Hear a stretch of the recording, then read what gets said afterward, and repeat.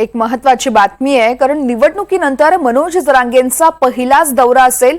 धाराशिव ते Tuljapur bike rally काढणार असल्याची माहिती मिळते. तुळजाभवानीचं दर्शन घेतल्यानंतर रॅली काढली जाईल. सकल मराठा समाज या रॅलीमध्ये सहभागी होणार आहे. मराठा आरक्षण, महाराष्ट्रातील मुख्यमंत्री पदाचा तिढा यावर जरांगे काय बोलणार याकडे अवघ्या राज्याचं लक्ष लागून आहे. सकल मराठा समाज या रॅलीमध्ये सहभागी होणार आहे. विधानसभा निवडणुकीच्या निकालानंतर मनोज जरांगेंचा हा पहिलाच दौरा असेल.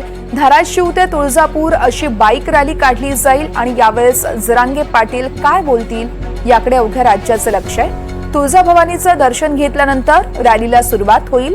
या रॅलीमध्ये सकल मराठा समाज मोठ्या संख्येनं सहभागी होणार आहे.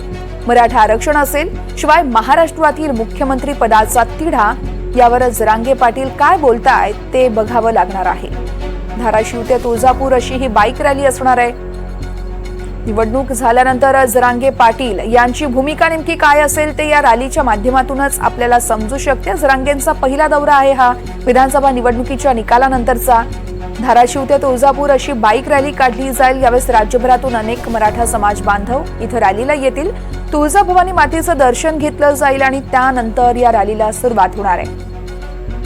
मराठा समाज बांधव मोठ्या संख्येनं सहभागी होणार असल्याचं देखील कळतंय.